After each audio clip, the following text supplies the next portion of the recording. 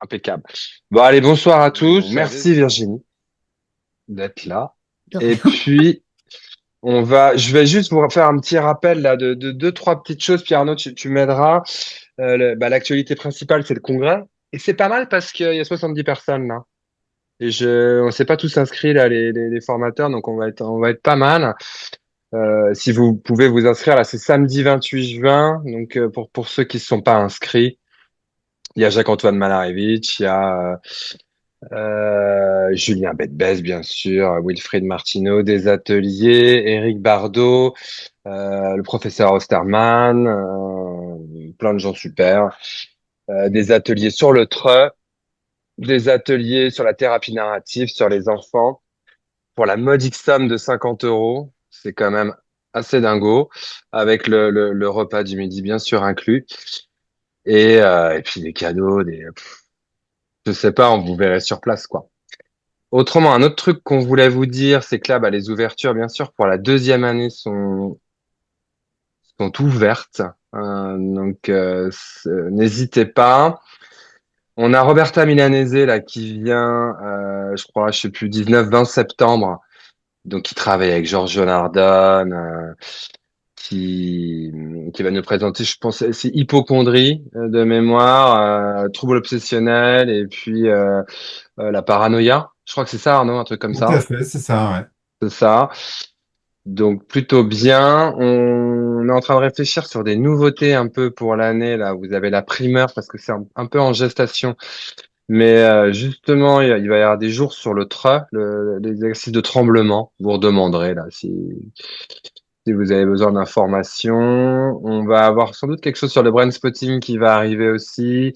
Peut-être aussi sur l'auto-hypnose et l'hypnose de groupe. Voilà. Est-ce que j'oublie des choses, Arnaud? Non, c'est bien. Le plus Je pense qu'il y a important, c'est les ça. 30 ans, parce que c'est un événement important qui nous tient à cœur. C'est Ouais. les 30 ans de la REPTA, donc on essaye de faire les choses, on essaye de voir les choses un peu en grand pour cette occasion, parce qu'on fait rarement des espèces de petits congrès, hein. On n'a pas de prétention, un grand séminaire, un petit congrès, on l'appelle comme on veut, où on invite des gens avec lesquels on a l'habitude de travailler, de partager, de construire qu'on anime à la REPTA. Et donc, évidemment, on souhaite que tous ceux qui sont intéressés par le travail qu'on fait tous ensemble, eh ben, viennent et partagent des moments, voilà, de convivialité et éventuellement de connaissances, mais surtout de convivialité. Ouais, c'est vraiment ça l'idée. Donc vraiment, nous, on a à cœur là de ce projet là, les 30 ans. Laurette et Hélène ont beaucoup bossé là-dessus et voilà. Donc, on vous invite à vous inscrire pour cette journée. Et Non, puis, il y a toujours le master de thérapie stratégique. Dans la formule a un peu changé. On va faire, je dirais, l'année 1 et l'année 2 un peu en simultané. C'est vraiment un congrès. Il y en a, enfin, c'est pas un congrès, une formation. Il y en a deux en France comme ça. Bon, c'est vraiment ce qui fait vraiment la spécificité de la REPTA, c'est les thérapies brèves. Et c'est là où on est quand même plutôt très fort. Et là, avec le master de thérapie stratégique, euh, c'est vraiment une occasion de travailler avec les champions mondiaux de la thérapie stratégique, qui est l'école d'Arezzo. J'exagère pas en disant ça parce que vous savez que Palo Alto, ça produit plus beaucoup, quoi, à part au niveau d'Arezzo, avec vraiment des travaux de d'intérêt mondiaux. Ils font des formations un peu partout dans le monde. C'est vraiment intéressant de pouvoir faire ça. Puis il y a toujours les masters de thérapie attends, alors, narrative. juste pour la thérapie Dis-moi. stratégique, ce qui est intéressant, c'est que déjà, les étudiants sont vraiment très contents de cette formation. Ils la trouvent de grande qualité, aussi bien thérapeutique que clinique, à tel point que certains étudiants ont demandé de pouvoir partir à Arezzo pour voir comment ils travaillent directement sur site. Donc, il y a une demande d'étudiants qui ont été faite dans ce sens-là, et on va ouvrir la possibilité de réaliser ce projet. Donc, en fonction du nombre de personnes qui seront intéressées, parce qu'évidemment, s'il y en a peu, eh bien, le coût de ce voyage à Arezzo serait très important. En revanche, s'il y a de nombreuses personnes qui sont intéressées, à ce moment-là, ça peut devenir réaliste et réalisable à un coût, disons, abordable pour les étudiants. Donc, voilà, ça dit la motivation des étudiants dans ces formations. dans cette En formation en Toscane, master. en plus. En Toscane, c'est pas mal. Ouais. Et donc, il y a toujours les masters de thérapie narrative, les masters bon, qu'on a appelés mouvements alternatifs, mais quand même assez en lien avec le psychotrauma. Bon, bah, voilà, toutes ces choses-là. Peut-être vous, vous avez des questions là, avant qu'on commence sur l'organisation, sur ce qu'on vient de dire. Il y a peut-être des choses qui demandent des éclaircissements. Faut pas hésiter. Bon, si ça vous vient, n'hésitez pas. Et là, on va laisser la parole à Virginie. Là, bah, on a une petite heure. J'imagine que tu vas présenter peut-être quelque chose, Virginie, Oui, j'ai un préparez PowerPoint. vos questions. Préparez vos questions, quoi. L'idée, c'est de pouvoir discuter aussi en fonction Oui, oui, sur des oui. situations, qu'on puisse Ouais. discuter ensemble. Donc, n'hésitez pas là à préparer déjà dès maintenant les cas, les interrogations que vous avez pour qu'on puisse essayer de réfléchir tous ensemble avec Virginie et profiter de son expérience clinique. Est-ce que je présente Virginie Lagré? Je ne sais pas. Virginie Lagré, une longue expérience aux urgences, une longue expérience au niveau de la REPTA. Bon, elle enseigne, mais en fait, elle se le dit pas, elle veut pas le dire. Donc, vous l'avez pas trop vue à la REPTA. Donc, on essaye depuis des années qu'elle fasse des cours plus formels. Mais bon, elle préfère faire ça dans son style. Et donc, aux urgences de Nantes depuis 18 ans. 73 ans. 10 ans? Combien? 18 ans. 18 ans. Ah, tu les fais pas, hein? Euh, C'est toujours, non, c'est bien, ça conserve en fait la crise. C'est pas mal. Et puis voilà. Je te laisse la main, et Virginie. puis, donc, Virginie Lagré, je travaille aux urgences psy depuis 18 ans. Voilà, 18 ans qui ont passé vite et pour cause, puisque c'est vrai qu'on est amené à avoir des situations extrêmement variées. C'est vrai qu'on se lasse pas parce que chaque jour on découvre de nouvelles histoires, pourtant pour des gens qui viennent pour les mêmes motifs parfois. Mais voilà, c'est toujours très très stimulant. Donc je vais vous parler un petit peu bah, des outils que j'utilise principalement. Alors tous les ans c'est un petit peu la même chose forcément. Donc j'espère que je vais pas en lasser certains si certains ont déjà eu le topo l'année dernière. Voilà, j'ai rajouté quelques petites choses, notamment des échecs, hein, parce que si tout se passait comme on voulait, ça, ça se saurait. Voilà, donc le principe des urgences, bah, effectivement, c'est d'accueillir tous les patients qui arrivent. Alors, soit ils viennent d'eux-mêmes, soit ils nous sont adressés. Mais une des particularités, en fait, c'est qu'on a pas mal de gens qui n'ont pas du tout souhaité être soignés, ou enfin être amenés aux urgences. Donc j'aurais toute une partie du petit topo, voilà, pour vous dire dans ces situations-là, ce que moi je fais, c'est vraiment pas des recettes, hein, voilà, c'est les outils que j'utilise et que j'aime bien en fait. Voilà. Alors, du coup, là, je peux utiliser. Ah ouais, super. Ah non, ça marche pas. Non, c'est moi qui vais te le faire. Ah d'accord. Bah, Ah oui, c'est moi à chaque fois qui te dit diapo suivante? Ouais, c'est très Ah bien. ok, Ça me bah c'est va, pas. ça me va, ça me va. Eh bah, diapo Tu me dis. suivante. Eh ben, on y va. On est parti. Alors, attends que je change.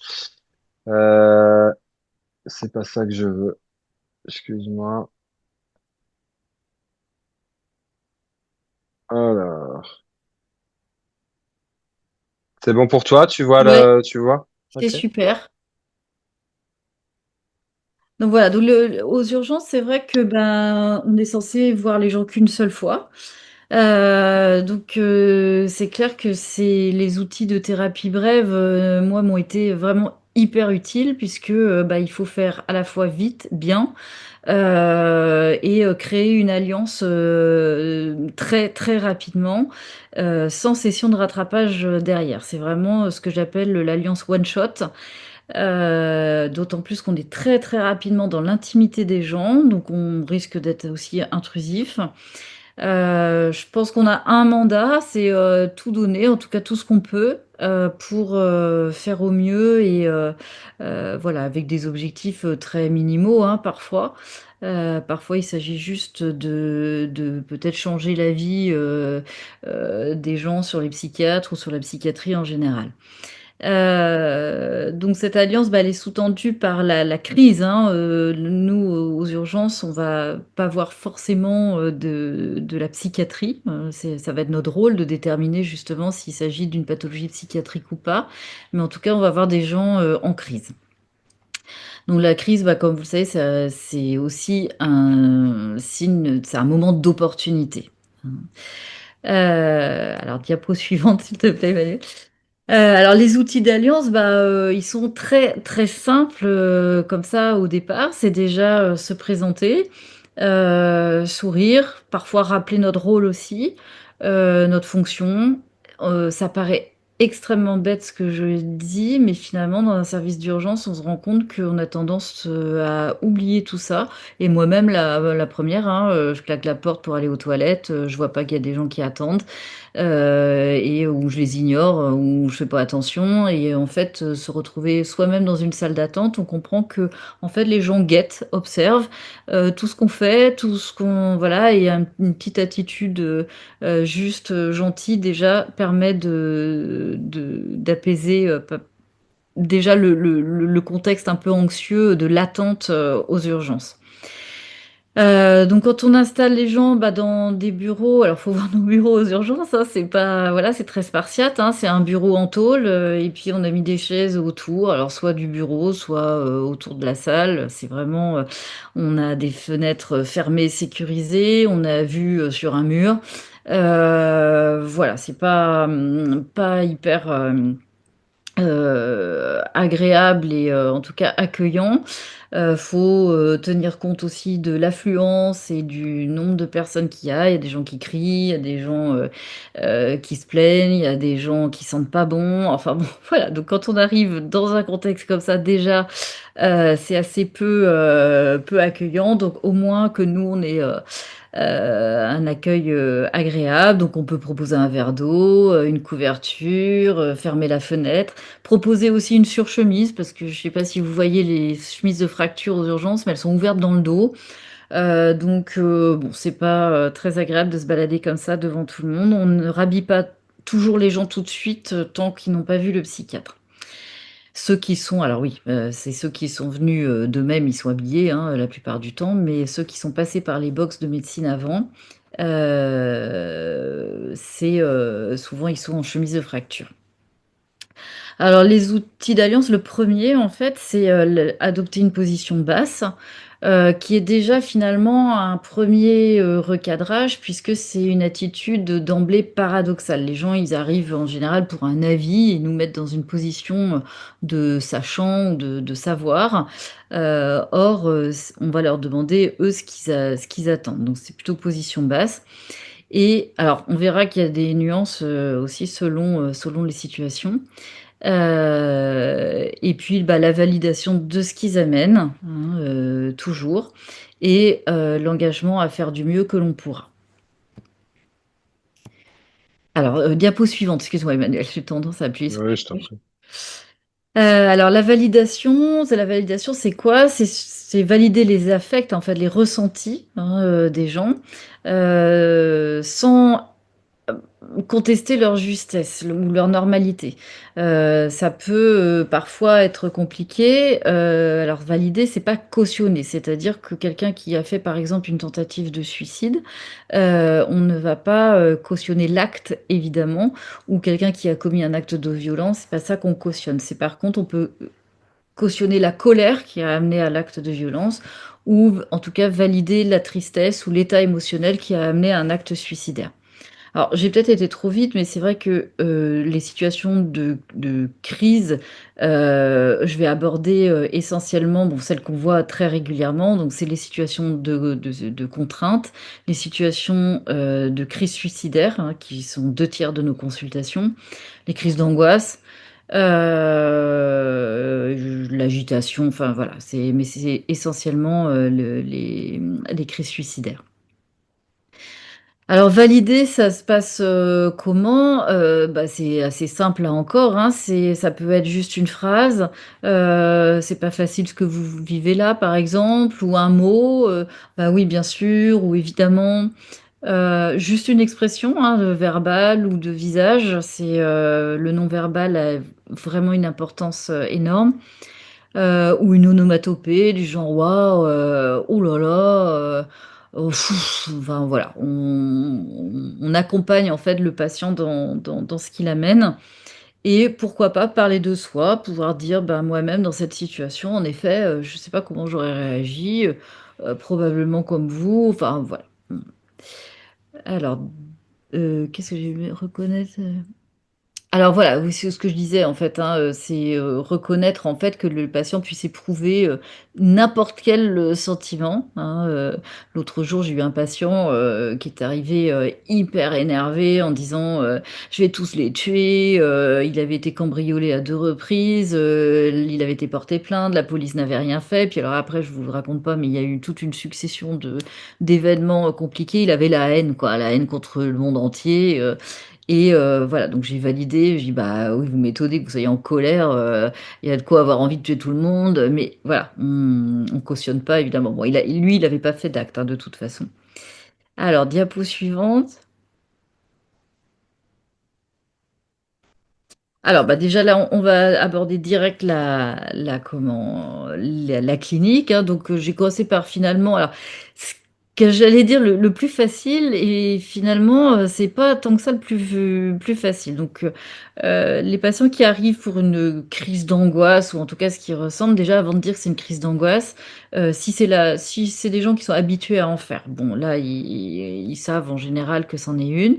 En revanche, si c'est une première fois, ça nécessite d'abord un examen somatique, sans quoi vous n'arriverez jamais à rassurer un patient. Et puis surtout, on peut passer à côté de quelque chose. Donc, les diagnostics différentiels, ça peut être un infarctus, une embolie pulmonaire.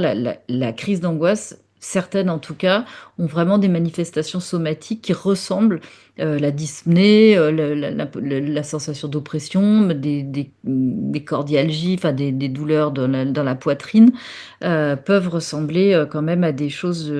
Voilà, donc on fait au minimum un petit examen clinique, un électrocardiogramme. Voilà, donc parce que dire à quelqu'un, oui, c'est une crise d'angoisse, s'il n'y a pas eu d'examen avant, les gens ne se rassurent pas. Les gens vous décrivent, alors c'est la particularité de la crise d'angoisse, hein, qu'ils ont l'impression clairement, qu'ils vont mourir ou devenir fous. Mmh.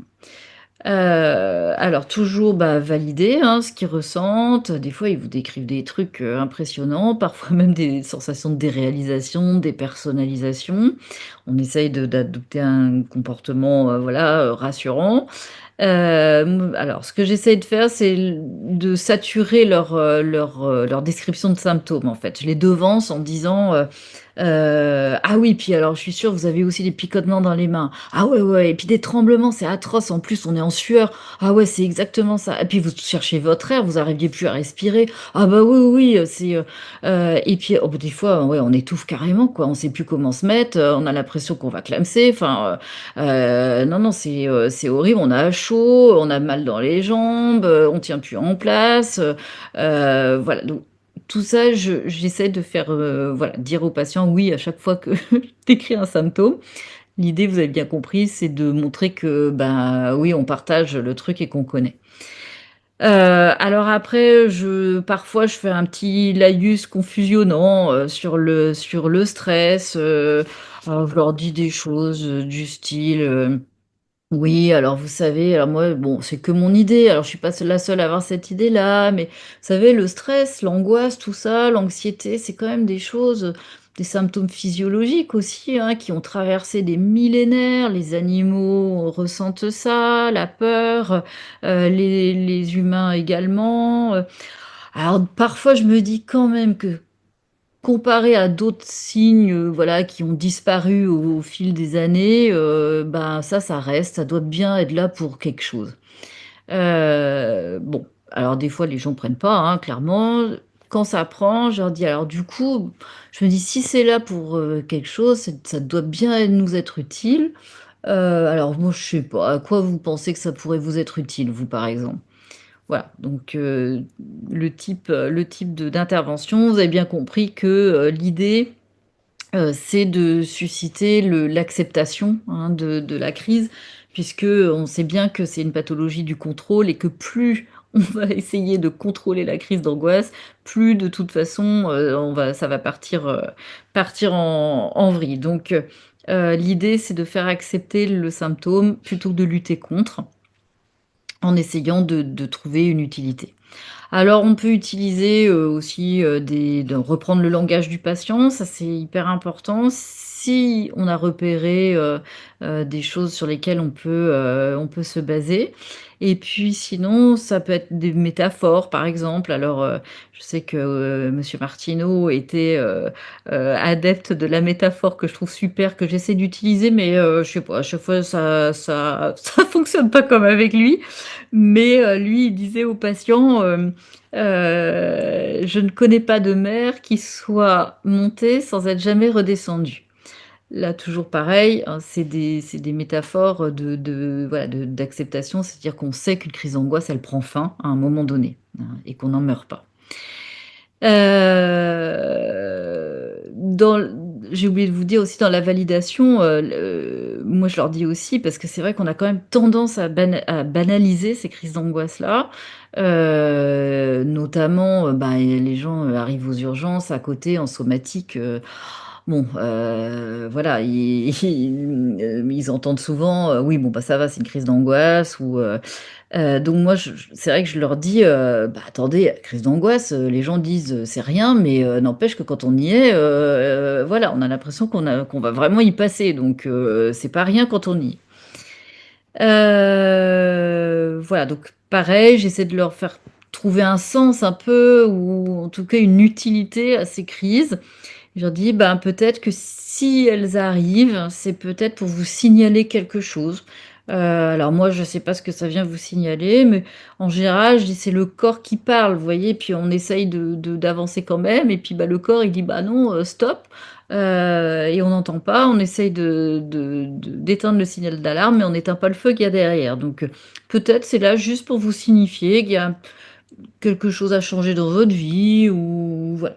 Alors, il y a une fois, j'ai eu un exemple comme ça la dame tout de suite m'a dit, «Ah ça y est, je vois», il fallait qu'elle fasse des papiers pour sa maman qui était en train de mourir, enfin, voilà donc des fois, il y a des gens qui voient pas, mais on voit tout de suite s'ils acceptent ou pas cette vision-là des choses. Et puis alors plus que ça même, c'est l'intention positive du symptôme. Alors, je la fais pas tout le temps parce qu'il faut l'amener, hein, mais, on peut demander aux gens, imaginons par exemple que ces crises d'angoisse-là, cette crise d'angoisse a une intention positive à votre égard. Qu'est-ce que ça pourrait être? Alors les gens réfléchissent et bah, je sais pas, que peut-être, j'arrête je sais pas, je dis n'importe quoi, que j'arrête de travailler donc oui d'accord et si vous arrêtez de travailler, qu'est-ce que ça vous permettra? Ben, d'avoir plus de temps pour mes enfants, d'accord et qu'est-ce que ça vous permettra d'avoir plus de temps pour vos enfants? Ah bah, je serai plus fière de moi, je serai une meilleure maman. Oui d'accord et d'être une meilleure maman, qu'est-ce que ça vous permettra? Ah bah, d'être plus détendue. Donc vous voyez le paradoxe, la crise d'angoisse permet d'être plus détendu. Voilà, bon.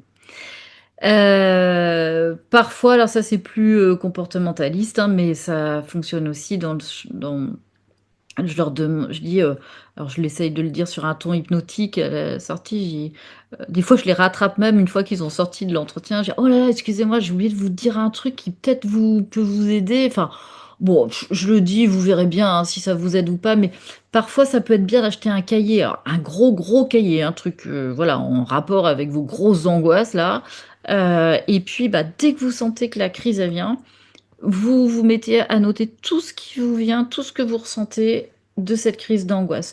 Où vous êtes, avec qui, comment vous êtes habillé, quel temps il fait dehors, dans quelle pièce, enfin voilà, tous les détails possibles. Et souvent, alors quand il y a une consultation prévue après avec un psychologue ou un psychiatre ou même le médecin traitant, je leur dis que ça peut servir, derrière au thérapeute qui va les recevoir pour mieux qu'ils comprennent. Bon ça, c'est l'argument, pour qu'ils le fassent, mais voilà, l'idée, là encore, vous avez bien compris, c'est que, bah, quand on se concentre sur autre chose et quand on essaie de décrire ce qui se passe, les symptômes, cèdent. Voilà et puis c'est aussi une histoire de lâcher prise et d'acceptation de ce qui se passe. Diapo suivante, Emmanuel, s'il te plaît.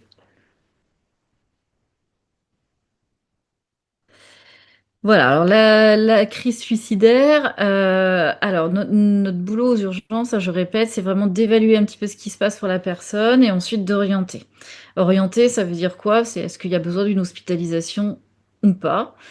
Et là encore, dans l'évaluation qu'on fait, c'est d'abord et avant tout éliminer une pathologie psychiatrique. Ce que j'appelle une pathologie psychiatrique, c'est en gros schizophrénie, trouble bipolaire. Parce qu'on sait que les schizophrènes et les patients bipolaires ont beaucoup plus de risques suicidaires, en fait, de facteurs de risque suicidaire, de par leur pathologie. Donc là, je les classerai un petit peu à part. On va parler plutôt des patients qui sont indemnes de cette pathologie-là, donc de la crise suicidaire. Donc ce qu'on va s'attacher à faire pendant l'entretien, ça va être d'évaluer l'intentionnalité suicidaire. Soit des gens qui ont déjà fait un geste suicidaire et qui sont passés par les box en général de somatique avant, soit des gens qui ont juste des idées suicidaires. Alors, sur un geste suicidaire, on va s'attacher à savoir, enfin avoir vraiment la sémiologie du geste. Par exemple, déjà, rien que sur le geste en lui-même, tout ce qui est tentative de noyade, saut de pont, pendaison, trauma balistique, et sûrement que j'en oublie, d'emblée, on va estimer que c'est un geste suffisamment potentiellement létal pour qu'il y ait une gravité et pour qu'il y ait jugé d'une intentionnalité importante. Donc on va tout de suite plus penser à l'hospitalisation d'emblée, ce qui n'est pas forcément ce qu'on fera après, mais en tout cas ça nous indique quand même une gravité. Dans, par exemple, les prises de médicaments, il y a certains médicaments qu'on sait être fatal, létaux à certaines doses. C'est pas la même chose de prendre des digitaliques ou de la colchicine ou de la nivaquine que de prendre je sais pas, une benzodiazépine ou alors le problème c'est que les gens ne le savent pas forcément et ça c'est important aussi de poser la question. Je pense notamment aux adolescents qui prennent du paracétamol. On a tous du paracétamol à la maison. Le paracétamol tue, hein, clairement, par une cytolyse hépatique. Donc voilà, donc faut pas hésiter à demander aux gens s'ils savaient ce que les médicaments qu'ils ont pris font ou pas. Les gens ont l'impression que bah, le somnifère, ça va plus faire mourir. Bon, en fait, finalement, pas tant que ça. Une petite anecdote aussi, hein, le geste en lui-même ne détermine pas, voilà, ou alors on hospitaliserait toutes les tentatives de pendaison ou toutes les pendaisons, voilà. Or, non, on le fait pas. C'est vraiment l'entretien qui va nous permettre de définir l'orientation. Je pense notamment à un monsieur un petit peu déficient à qui on venait de découvrir un diabète et l'endocrinologue, pour bien lui faire comprendre qu'il fallait plus qu'il mange de sucre hein, pour son diabète, lui avait dit, écoutez monsieur, si vous mangez du sucre, vous mourrez. Alors bah, il avait bien compris ça, et puis ce monsieur, il a eu des idées de suicide pas longtemps après, donc il a mangé un pot de Nutella. Et donc, quand il est arrivé aux urgences, bah nous, on n'est pas très fin, hein, on a dit, oh là là, la tox au Nutella, n'importe quoi et tout. N'empêche que ça a fini en hospitalisation et sous contrainte, parce que ce monsieur, bah, son intention, c'est de mourir avec son pot de Nutella. Voilà, en se basant sur ses connaissances et ce qu'il avait compris de ce qu'on lui avait dit. On va s'attacher aussi à savoir bah, quand ça a eu lieu. Voilà, alors quand, ça veut dire s'il a été retrouvé longtemps après ou dans quelle interaction ça a été. Voilà, est-ce que c'est la veille au soir dans le cadre d'une dispute, voilà, ou si c'était 5 jours avant dans un hôtel, voilà. Donc pareil, où c'est important. C'est qui, quand, quoi, où, hein, voilà.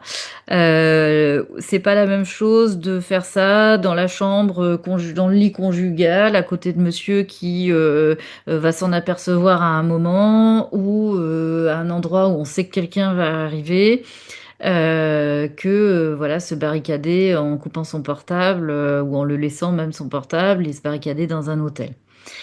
C'est pas la même intentionnalité. Pareil, ou ça peut être au travail, ça vous indique aussi parfois à qui le geste est adressé, mais ça, on va le voir un petit peu juste en dessous. Voilà. Voilà et puis bien sûr, alors ça c'est du bon sens, est-ce qu'il y avait eu préméditation?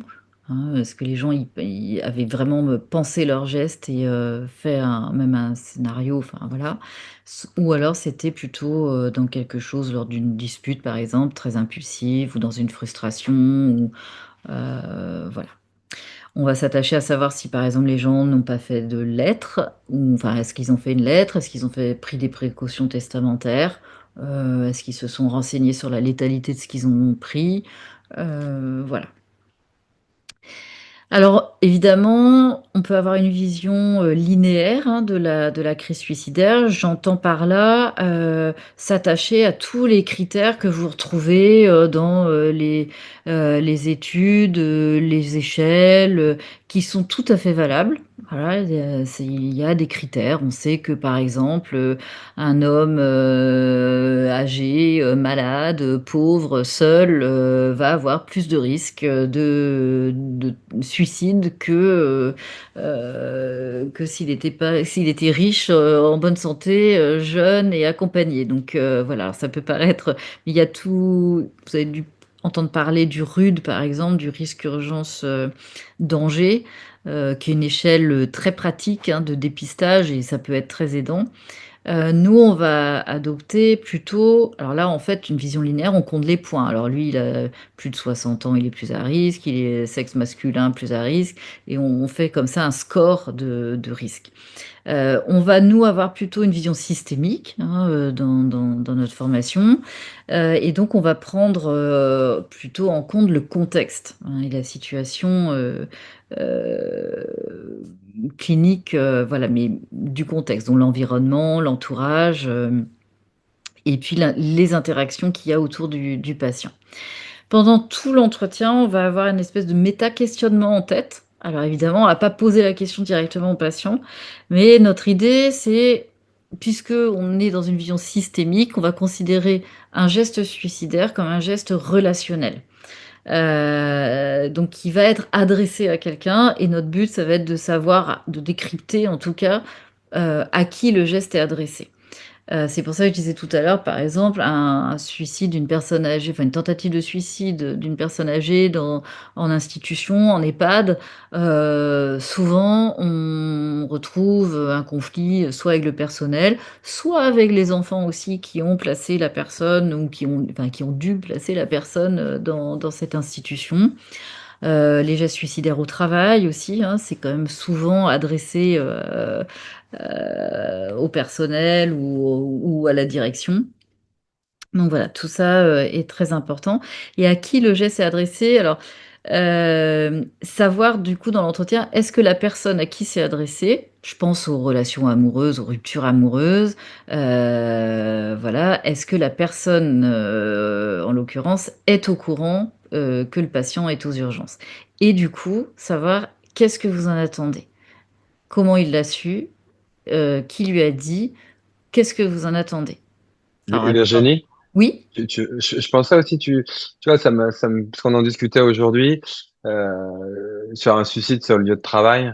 On réfléchissait aussi, je voulais savoir ce que tu en pensais, tu vois, au fait que parfois, tu te suicides sur ton lieu de travail, c'est effectivement adressé parce que pour ton travail, ça peut être tout pourri à ton travail, mais ça peut parfois, je pense à quelqu'un là, où, à part au travail, de toute façon, il n'y avait pas de relation, quoi. Il n'y avait rien, quoi. Chez lui, c'est seul, il n'a pas de famille, il n'a rien. Donc, il y a que au travail que ça peut se voir. Donc, je me disais que c'est pas forcément parce que c'est pas forcément agressif, c'est aussi parfois parce que il y a que au travail que t'es vu, quoi, sur Alors le. clairement, hein, c'est vraiment, c'est des pistes, hein, c'est un peu Oui, oui, non, je sais, mais une je voulais voir enquête, avec toi, tu vois, mais c'est que parfois on effectivement. dit, tu vois, on dit orange, c'est parce que les conditions sont catastrophiques à orange, et sans doute c'était vrai, hein, du taux d'orange, il n'y a pas de souci.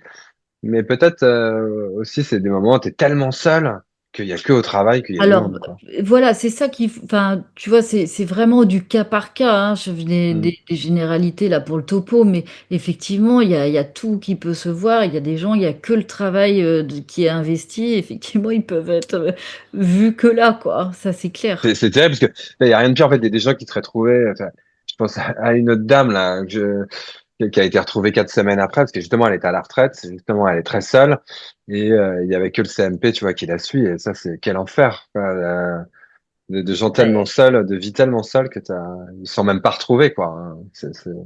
Bah là, c'est pareil. J'ai un cas bah, d'il y a quelques jours, ouais, quelques jours, quelques semaines, 2 semaines, je crois. Pareil, un jeune assistant d'éducation là qui s'est suicidé. Il a été retrouvé qu'une semaine après parce que, à part au boulot, il y avait personne pour lui, quoi. Alors bon, Tu il vois, y a les jeunes, en plus, c'est ah quel enfer. bah Tu ouais, pourrais te voilà. dire que tu as une vie sociale un peu plus, 25 ans, super au boulot, et puis ben une vie voilà à côté très triste en fait quoi. Enfin, et Mm. personne ne soupçonnait. Donc c'est vrai que voilà, ça donne des Oui, pistes. oui, non, non, c'était Pas vraiment pas la c'était vérité juste à chaque fois, hein, c'est pour vraiment. rediscuter un peu. Mais d'où l'intérêt de l'entretien en fait, hein. C'est vraiment ne pas prendre tout pour argent comptant. Là, ce qu'on dit là, c'est vraiment et c'est ça l'intérêt hein, de notre boulot, je pense, hein. C'est vraiment à chaque fois des histoires très singulières. Donc voilà. Parce que, alors oui, donc je reprends quand par exemple le geste est adressé, enfin on sent que le geste est adressé à quelqu'un, notamment dans une rupture sentimentale. Donc si la personne est au courant que le patient est aux urgences, savoir qu'est-ce qu'il en attend. Et alors des fois ils nous répondent rien. Bon, je doute un peu, mais des fois ils nous répondent bah qui comprennent. Alors bah qui comprennent quoi? Bah à quel point je souffre, d'accord. À quoi vous verrez qu'il a compris. Bon, c'est très scabreux. On voit aux urgences parfois des résolutions de crise éphémères où Madame revient parce que Monsieur a fait une tentative de suicide ou l'inverse évidemment. Bon, on sait bien que voilà, on peut pas. C'est une force de pression énorme, hein, les gestes suicidaires. Donc, mais les gens ne peuvent pas rester, voilà, parce qu'il y a cette peur-là. Euh, Alors, j'interviens aussi, excuse-moi, Virginie, ouais. parce que moi, je fais des gardes d'urgence, mais donc j'y suis beaucoup, beaucoup moins que toi, et donc moi, j'aime pas du tout être de garde d'urgence parce que c'est pas mon environnement, donc à chaque fois, je suis pas.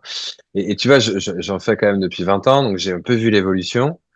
Et tu vois, il y a des gens que je voyais, moi, je me souviens, par exemple, là, je vais te parler un peu abruptement, mais on n'est pas beaucoup, donc je me permets, et puis peut-être les gens qui seront choqués, ils peuvent intervenir, mais des gens qu'on appelle psychopathes, moi, ceux que je voyais il y a 20 ans, je leur disais, bah, pas d'hospitalisation, c'est pas possible. Et puis, ils voulaient à la limite me casser la gueule. Mm. Et tu vois, on appelait la sécurité. Et tu vois, maintenant, les mêmes gars, ils me disent plus ça. Maintenant, ils me disent, je vais me tuer. Et vous aurez ma mort sur la conscience. Tu vois, il y a une espèce de changement aussi de l'agressivité qui est Ah beaucoup ben plus clairement, facilement tournée sur soi-même. clairement. C'est l'enfer, hein, parce que Bah t'es coincé en fait. ouais, t'es coincé. Hein. Coincé. Nous, enfin c'est au moins une fois par jour qu'on a ça. Alors c'est pas forcément des sociopathes en plus. C'est aussi des border ou voilà, mais qui en gros exigent une hospitalisation et quand on leur dit non, bah ils sortent, mais on les retrouve sur le pont et le SAMU est Hum, déclenché. Et dans ces hum, moments-là, bah, on est complètement coincé en fait. Donc c'est, hum. alors j'aime pas ce mot-là, mais c'est une forme quand même de chantage, d'instrumentalisation. Ouais, de prise d'otage. Hein. Hum, Voilà, alors après, qu'est-ce que tu veux faire? De toute façon, on n'est pas là pour avoir raison contre les gens, hum. hein. Lutter contre ça, bah, on est obligé de protéger. Alors c'est vous qui les récupérez après, c'est pas. Non, non, mais ça, il n'y a pas de souci. Et puis en général, ça, voilà, quand ils voient ce que c'est l'hospitalisation aussi, il y a des mythes, des attentes là-dessus qui est pas. Mais c'est vraiment, tu vois, j'avais le sentiment que l'agressivité maintenant est beaucoup plus volontiers tournée sur soi. Et même chez les jeunes, tu vois, c'est difficile, hein. Alors, peut-être mon discours est peut-être pas très adapté, mais c'est toi qui fais la conférence, donc c'est comme si je te posais une question. Mais t'as vraiment plein de jeunes. Alors j'exagère un peu, mais j'ai pas ce que je veux, donc je menace de me tuer et avec des escalades et on est waouh difficile quoi. Et c'est sur Ah, des trucs de thèmes d'agressivité ah bah et oui, pas oui. tellement de mélancolie, tu vois, où tu dis la psychiatrie elle est où là-dessus et c'est vraiment compliqué je trouve ça. C'est extrêmement compliqué de travailler quand de toute façon tu es pris entre deux. Voilà, enfin, tu peux pas dire aux gens non, et puis ben, tout d'un coup, mais on voit des crises familiales. par exemple, suppression du téléphone portable chez une ado. On a eu ça, on a ça.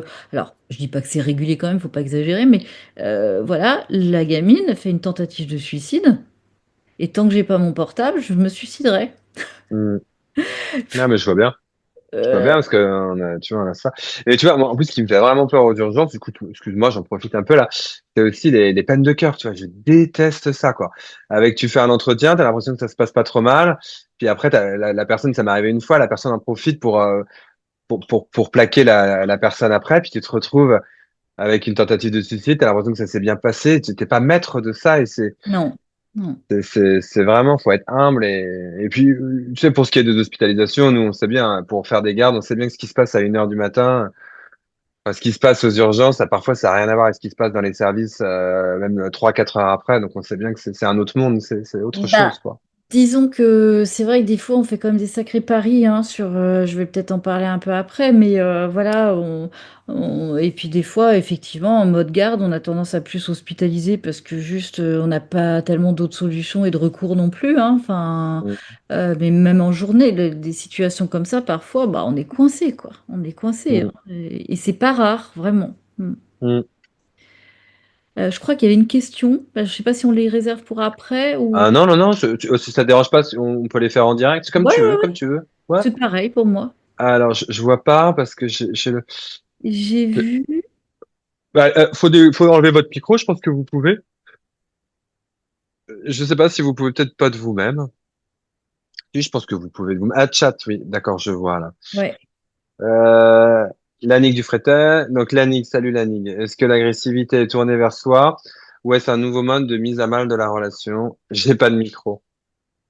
Tu vois Euh, la question? Tu l'as lu la question? Ou tu veux que je te oui, la oui, répète bah, peut-être? Ouais. clairement, pour moi, effectivement, hein, c'est plus dans la relation. C'est, j'obtiens pas. Alors, le truc, c'est quoi cette demande, en fait? En quoi ils ont besoin d'aller à l'hôpital? Moi, je me dis toujours que s'il y a une demande de cet ordre-là, c'est que quand même leur vie doit être assez pauvre. En même temps, alors, paradoxalement, on les hospitalise parce qu'on est coincé et ils demandent leur sortie dans les 12 heures qui suivent. Donc voilà, j'avoue que je sais pas trop ce que c'est, mais moi je le vis en tout cas comme plus une atteinte de la relation soignante, hein, plutôt qu'une agressivité tournée vers eux-mêmes. Je le sens comme ça plutôt. C'est que mon avis, hein, Moi, si je peux me permettre, parce qu'on avait discuté un peu de ça, là, c'est vraiment pas évident, mais de comment je vois les choses à la manière de Palo Alto, c'est que, tu vois, tu as des gens, Lanning, ils vont faire de la plainte, ils font de la plainte, et plus ils font de la plainte, plus la relation s'éloigne, plus la relation s'éloigne, plus ils font de la plainte. Mais bon, ça peut marcher un certain temps. Le problème, c'est quand ils ont épuisé l'entourage, il n'y a plus que des soignants pour les écouter se plaindre, et, ou qu'il y a personne pour l'écouter se plaindre. Et s'il y a personne pour t'écouter te plaindre, pour revenir dans la relation, bah, parfois, t'as pas d'autre moyen que l'agressivité. Et l'agressivité, c'est-à-dire, parce que t'en prendre à toi, te plaindre, bah, ça ne marche plus. Donc, parfois, t'en prendre à l'autre, eh ben, c'est le seul moyen de revenir dans la relation, de reprendre le contrôle de la relation. Et ce qui est intéressant, parce que c'est hyper agressif, hein, les tentatives de suicide. Moi, enfin, je vois cette jeune fille là que j'ai vue, je l'hospitalise là, et elle se strangule 2 heures après sur les réseaux sociaux. Et on apprend ça parce qu'une de ses amies nous appelle dans le service, nous disant qu'elle est dans les toilettes du service en train de se stranguler, donc hyper agressif. Donc il faut avoir une théorie là-dessus pour pas prendre ça pour soi et de pas être de pas être dans cette victime de cette projection quoi. Et ce genre de théorie-là, de me dire que en fait, c'est des recherches relationnelles désadaptées. Moi, ça m'aide de dire qu'il y a une recherche relationnelle, qu'elle n'est pas adaptée et comment on fait, quoi. Et donc, cette recherche relationnelle, l'agressivité, qu'elle soit vers soi ou vers l'autre, ah, c'est une recherche relationnelle. Alors, on n'est pas là dans le cadre de la mélancolie où on est dans une solitude absolue. D'ailleurs, même quand on est dans une solitude, c'est une recherche relationnelle, parfois, les tentatives de suicide. Là, on parle vraiment de quand il y a un caractère systémique, enfin, ce que j'avais compris, en tout cas, de ce que tu disais. Mais c'est pas une question facile, hein.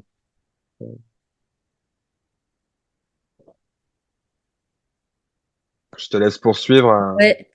On va essayer aussi de s'attacher à rechercher un facteur déclencheur, hein, parce que si on laisse sortir la personne, bah, peut-être pas la remettre dans son contexte sans avoir essayé voilà, de voir un petit peu ce qui a déclenché cette chose-là et est-ce qu'on peut faire en sorte d'instaurer un petit changement, en tout cas avant la sortie, sinon ben, une hospitalisation.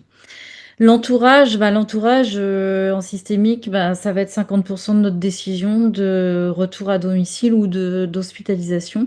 À gravité égale, avec un entourage sécure et qui tient la route, on va pas hospitaliser. Alors que quelqu'un de très isolé, voilà, on va plutôt avoir tendance à le protéger à l'hôpital. Diapo Ah, suivante. voilà, excuse-moi, j'ai un problème de partage. Tu le vois, est-ce que tu le Je vois ma vois? Ouais. diapo, mais Tu la je... vois? Non, c'est bon. Ouais. Et Ah, là, ça y c'est est, bon c'est pour bon. toi? Ouais, C'est ouais, bon, ouais. impeccable. Ok. Impeccable. Alors, les outils qu'on a, ben voilà, donc toujours pareil, valider les émotions qui ont amené, hein, voilà, les gens, alors, des fois, ils vous disent, bah, j'ai fait une bêtise. Alors, je dis, bah oui, ça me rassure que vous disiez ça, mais si, voilà, si vous l'avez faite, c'est qu'à ce moment-là, vous voyez pas d'autre solution. Jamais de jugement, évidemment, même si parfois les patients cherchent à connaître hein, notre jugement par rapport à, voilà, non, ce serait lâche ou ben non, je suis pas assez courageux pour faire ça. Euh, Moi, je leur dis toujours, attendez, c'est ni lâche ni courageux, c'est des actes de désespoir et quand on est désespéré, voilà, on peut avoir envie que ce désespoir-là cesse. Voilà, essayer d'obtenir une vision différente de la situation. Alors, si possible, comment? Bah, par des petits recadrages. Alors, s'il y a pas des types de langage que vous avez pu repérer, je suis dépressif depuis toujours. Alors, leur dire, ben, vous avez un problème de dépression. Je suis alcoolique, pareil. Vous n'êtes pas qu'un alcoolique. Vous êtes aussi un père, vous êtes un frère, vous êtes, je sais pas, un éducateur. Enfin, voilà, sur des toutes petites choses comme ça de langage, essayer d'ouvrir un petit peu leur vision des choses. Bon, alors l'activation des ressources, ça c'est toutes les choses stratégiques que vous avez déjà apprises. Alors les ressources, on peut les baser bah, sur des situations qu'ils ont déjà vécues. Voilà, comment vous en étiez sorti à ce moment-là, qu'est-ce que vous aviez fait, toujours des verbes d'action aussi si possible, comment vous aviez réussi à. Euh, voilà, et puis on les laisse décrire la situation.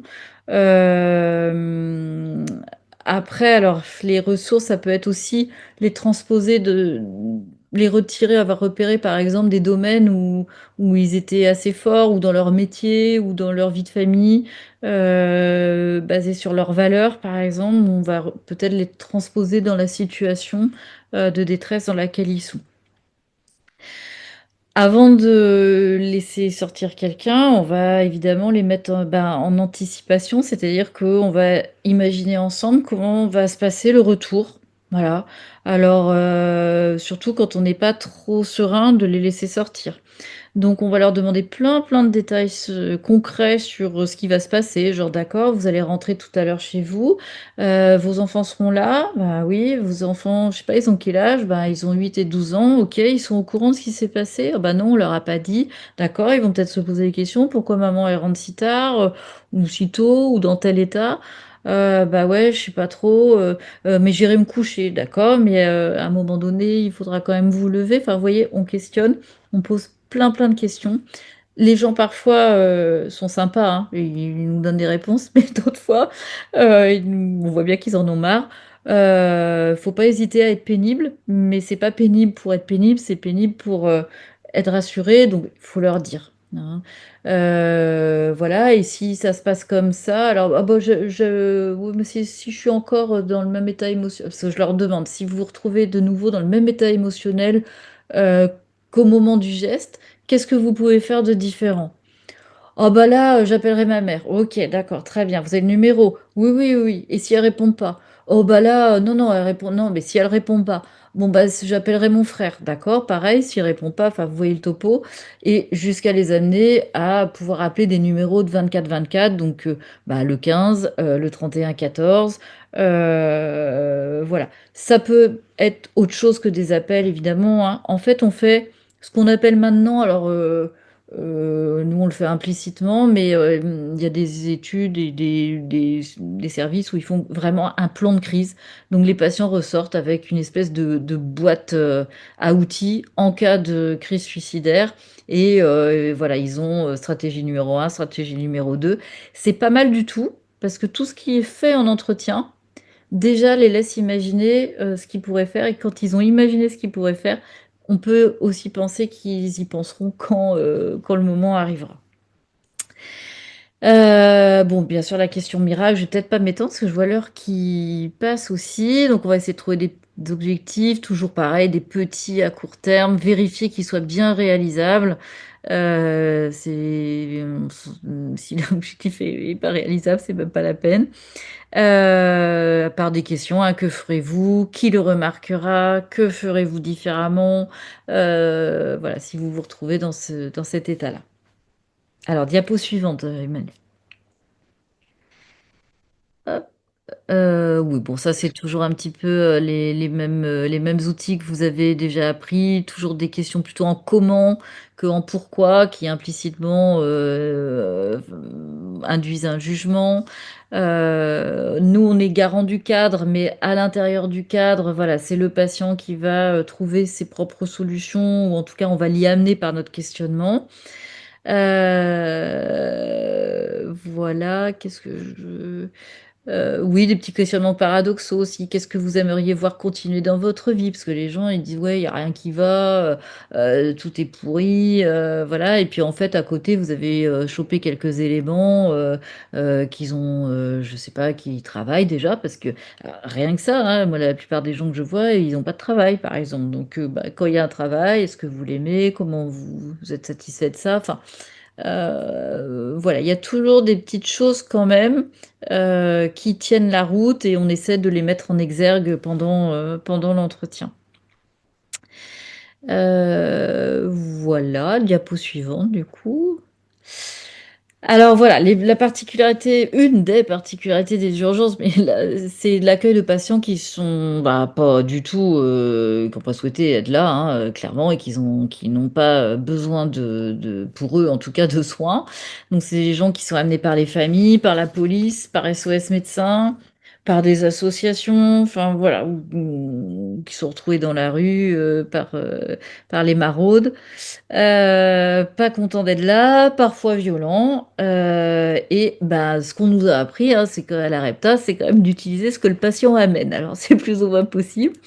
Alors là, ça me fait penser à ce que tu disais tout à l'heure, Emmanuel. C'est en fait finalement tout acte, tout comportement, j'allais dire, est relationnel en fait, et y compris, on va dire, la violence physique, hein, qui est comme, alors c'est David Servan-Schreiber qui disait ça dans Guérir, qui est une tentative désespérée de renouer le lien à l'autre. Voilà, diapo suivante. Je suis en train de regarder mes notes en même temps pour voir si j'oublie pas, mais de toute façon, j'oublierai forcément des choses. Voilà, donc, bah, de toute façon, rechercher une alliance malgré tout, hein, tant qu'à être là, on va essayer d'avoir un petit peu une vision de la situation. Par exemple, je sais pas, moi, si c'est une famille qui amène un patient, on va essayer de faire une alliance avec lui en disant, mais qu'est-ce que votre famille attend? À quoi vous pensez que elle pourra vous ficher la paix? Voilà, on peut travailler finalement avec le tiers pendant l'entretien. Ça sert à rien d'illusionner sur le cadre.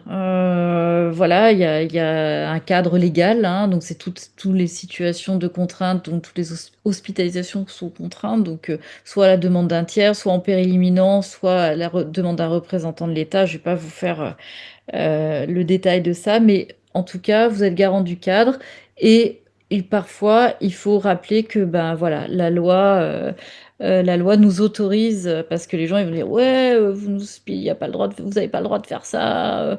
Et malheureusement, si la loi nous autorise, sinon c'est une non-assistance à personne en danger à hospitaliser quelqu'un voilà, contre son gré.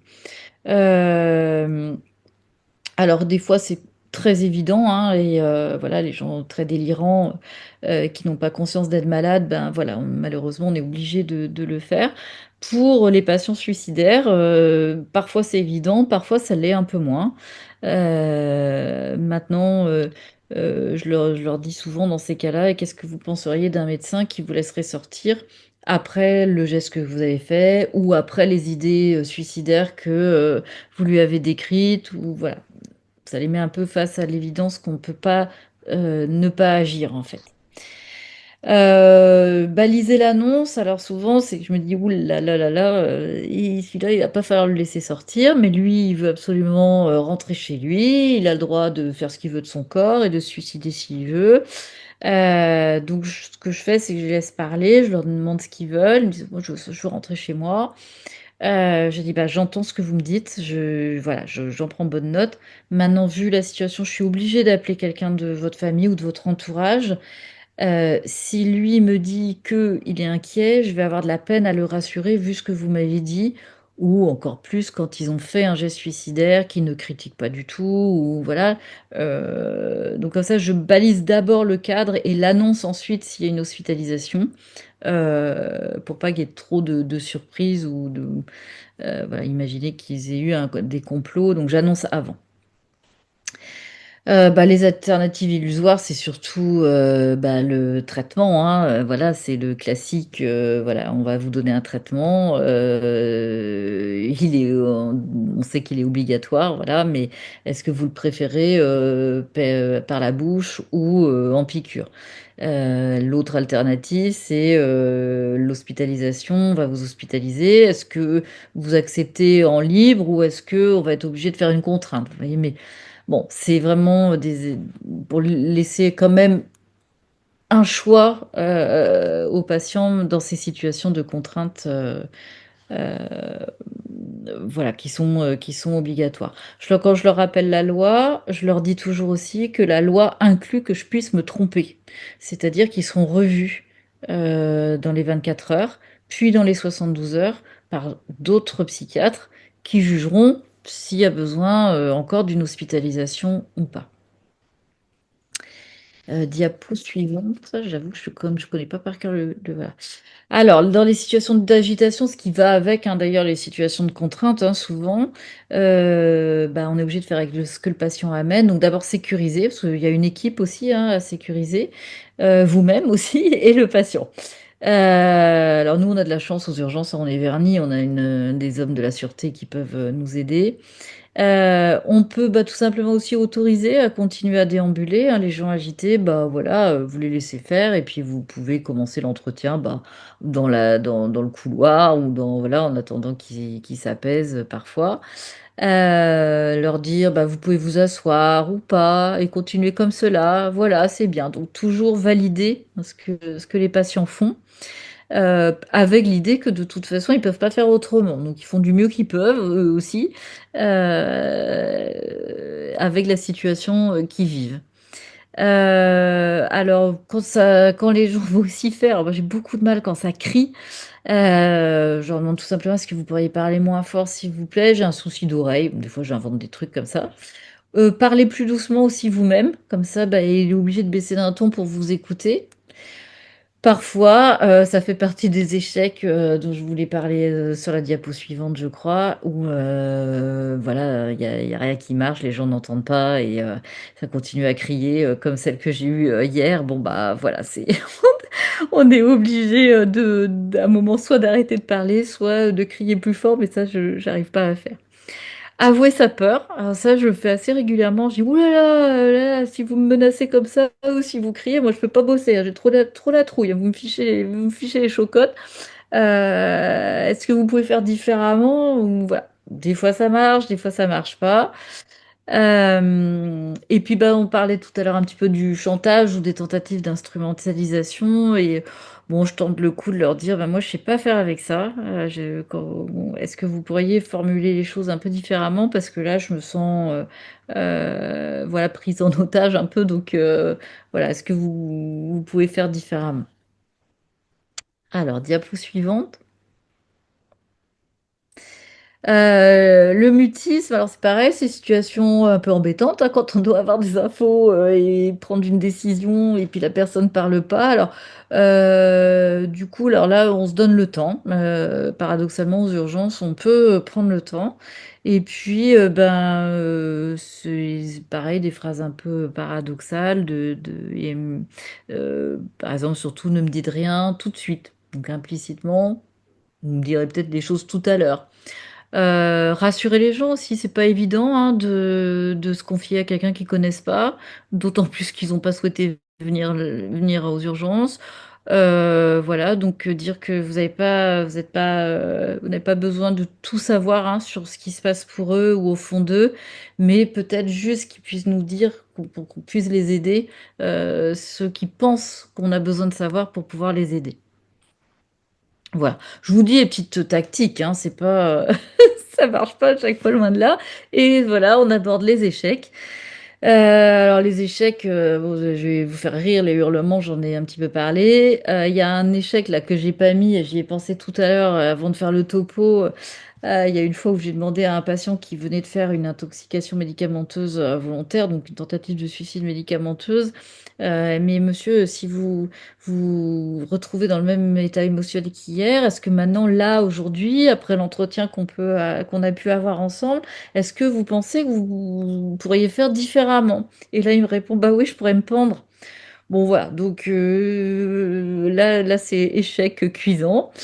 Je voulais vous parler aussi alors les questions miracles face à un patient qui se disait HPI et suicidaire depuis qu'il était né. Moi, je me suis sentie toute petite quand il m'a dit ça. Donc, je sais pas, à un moment, je me dis, bon, fichu pour fichu, j'arriverai à rien de toute façon, donc autant poser la question miracle. Et puis, ma foi, j'ai vu le patient qui commençait à réfléchir et tout. Je dis, oh, incroyable, ça marche, il y a quelque chose qui se passe et tout. Et j'avais mon étudiant en médecine à côté de moi, puis je voyais qu'il me regardait, l'air de dire qu'il y a un truc bizarre. Et je sais pas pourquoi, j'ai repensé à ce que j'avais posé comme question, mais en fait, j'avais posé que la moitié de la question. Donc forcément, la question était totalement incompréhensible. Je pense que j'étais moi-même dissociée. Donc voilà, là encore, un bon échec. Alors, le seul truc sympa, c'est que ça nous a permis de sourire, voire même de rire avec le patient. Et là, quand on arrive à ça, c'est gagné quand même. Qu'est-ce que je peux vous dire? Oui, alors la situation, j'avais eu aussi sur une garde comme ça, une jeune femme qui arrivait aux urgences, elle venait d'avoir un accident de voiture.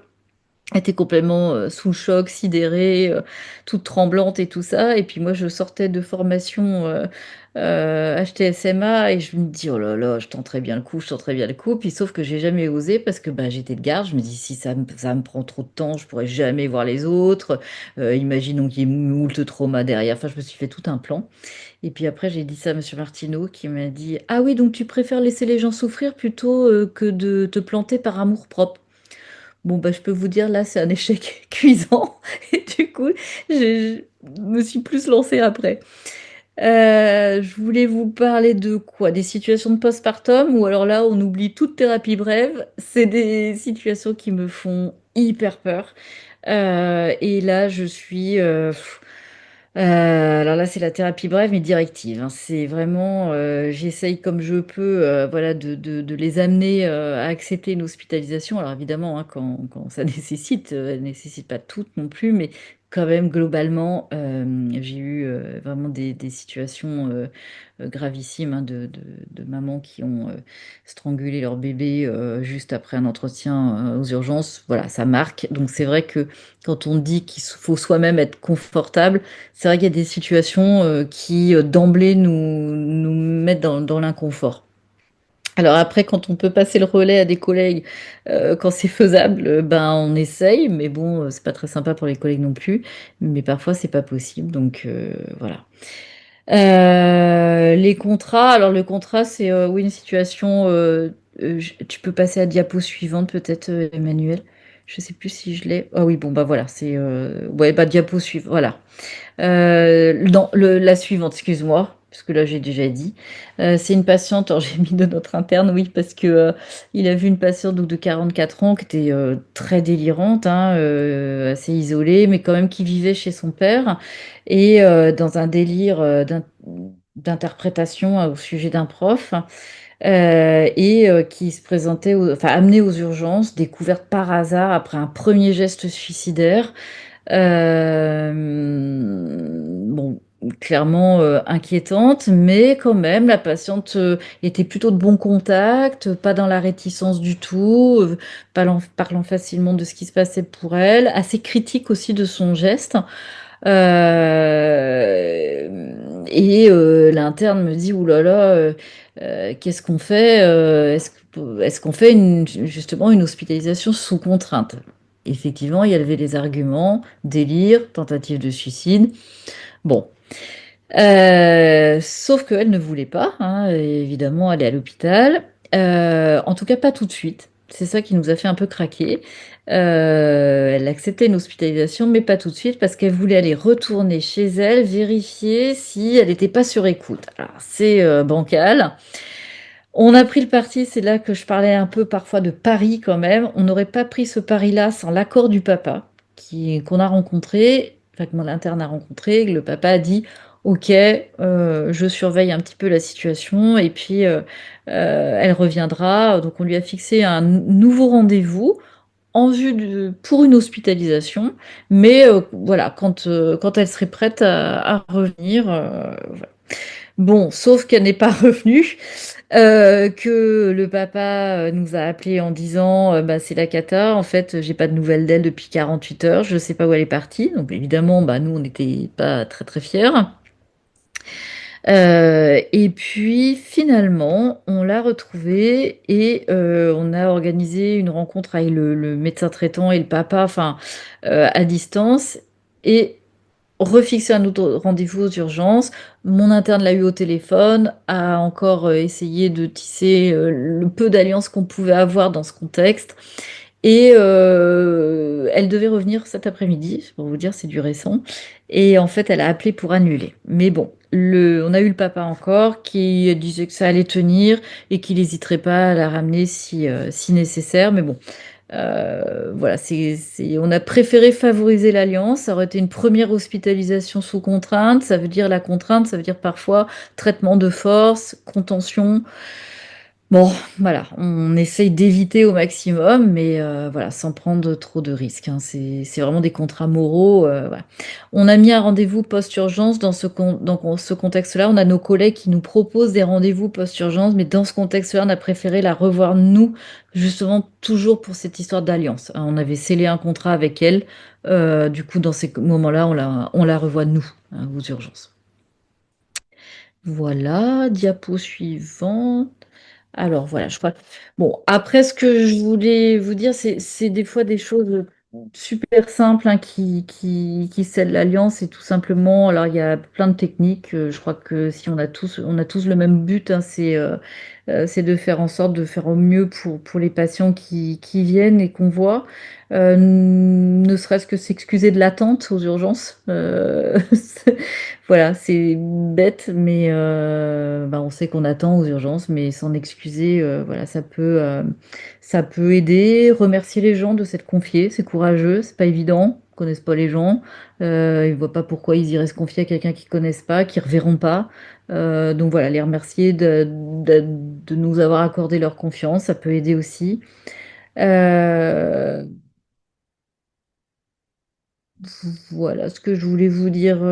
Ah oui, toujours vérifier aussi si on a les éléments qui pensent qu'on a besoin de savoir pour pouvoir les aider. Est-ce que vous pensez, est-ce qu'on n'a pas beaucoup de temps aux urgences, donc là en 10 minutes, c'est pas évident d'avoir toutes les informations. Est-ce que vous pensez que j'en ai suffisamment pour pouvoir décider ou est-ce que il y a besoin de rajouter quelque chose?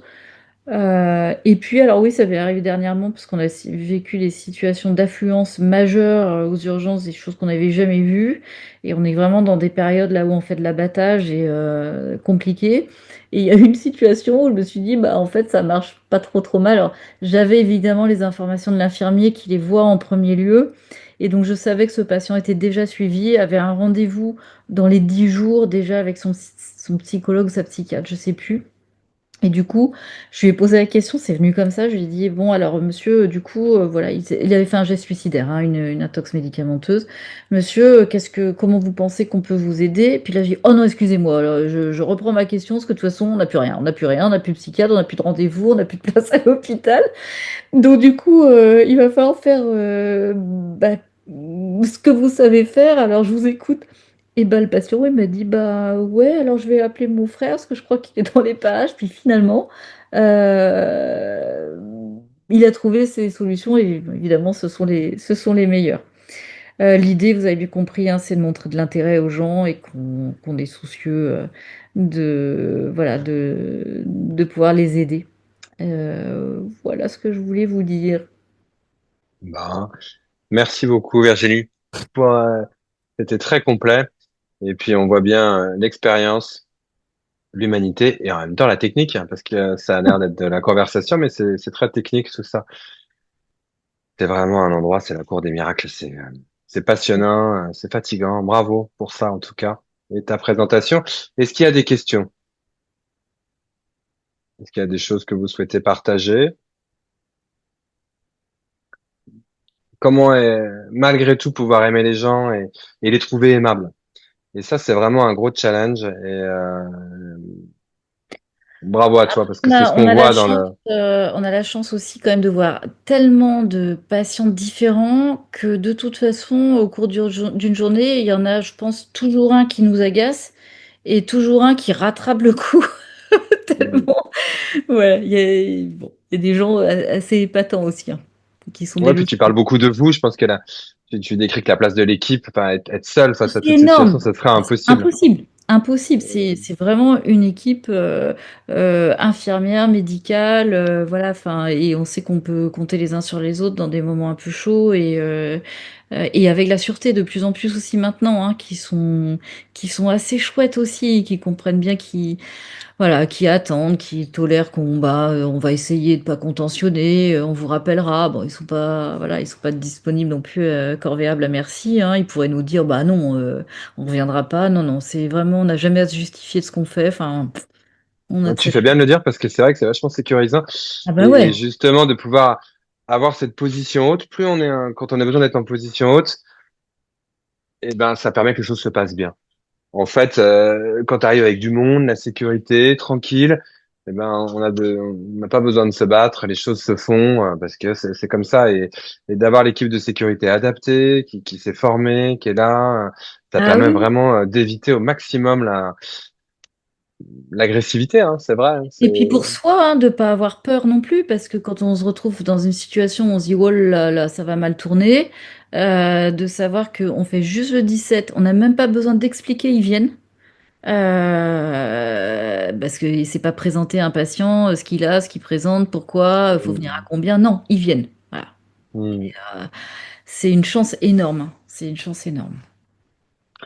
Bon, et merci, un grand merci à toi, merci à Bah, vous là merci de à votre tout le monde, attention. merci à vous, merci à toi Emmanuel. Allez, bonne soirée à vous. Au revoir. Bonne soirée.